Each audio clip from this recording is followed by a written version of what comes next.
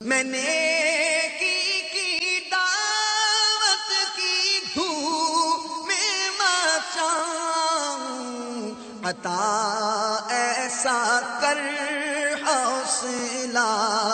یا الہی۔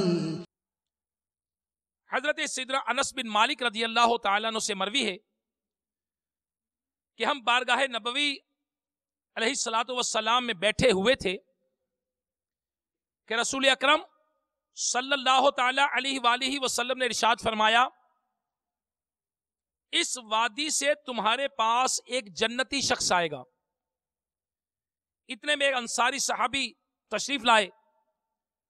جن کی داڑھی سے وضو کا پانی ٹپک رہا تھا۔ انہوں نے اپنے جوتے بائیں ہاتھ میں پکڑ رکھے تھے،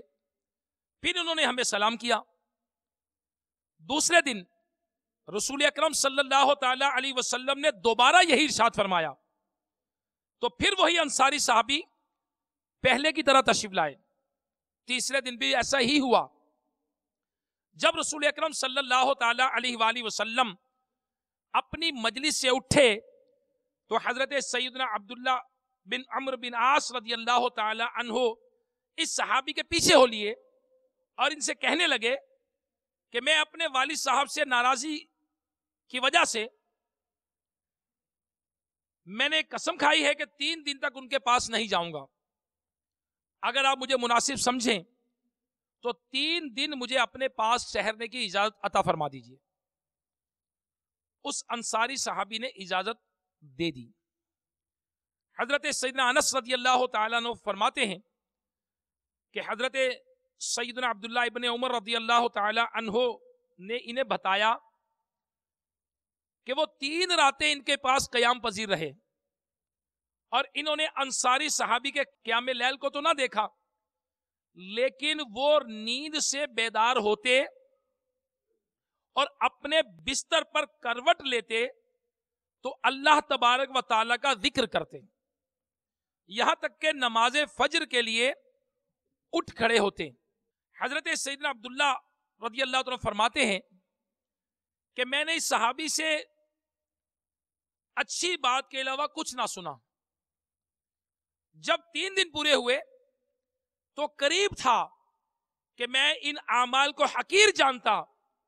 لیکن جب میں نے اس انصاری صحابی رضی اللہ تعالی عنہ سے کہا کہ اے اللہ کے بندے،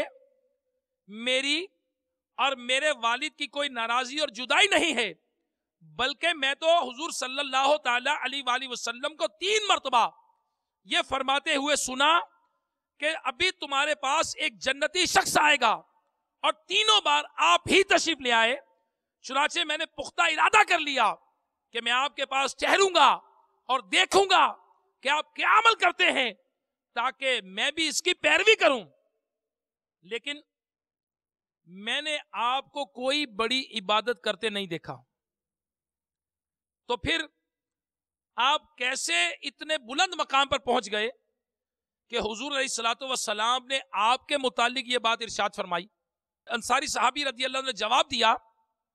کہ اور تو کوئی عمل ایسا نہیں ہے، بس یہی ہے جو آپ نے دیکھا ہے۔ حضرت سیدنا عبداللہ رضی اللہ تعالیٰ عنہ فرماتے ہیں کہ یہ بات سن کر میں نے روانگی کا ارادہ کیا۔ جب میں چلنے لگا تو اس صحابی نے مجھے آواز دی اور کہا کہ میرا کوئی اور عمل نہیں، بس یہی ہے جو تو نے دیکھا ہے، اس کے علاوہ میں کسی مسلمان سے دھوکہ نہیں کرتا، اور جو اللہ تبارک و تعالیٰ نے کسی اور کو دیا اس پر حسد نہیں کرتا۔ حضرت سیدنا عبداللہ رضی اللہ عنہ فرماتے ہیں کہ میں نے ان سے کہا کہ یہی وہ عمل ہے جس نے آپ کو رفعتیں بخشیں اور ہم اس کی طاقت نہیں رکھتے۔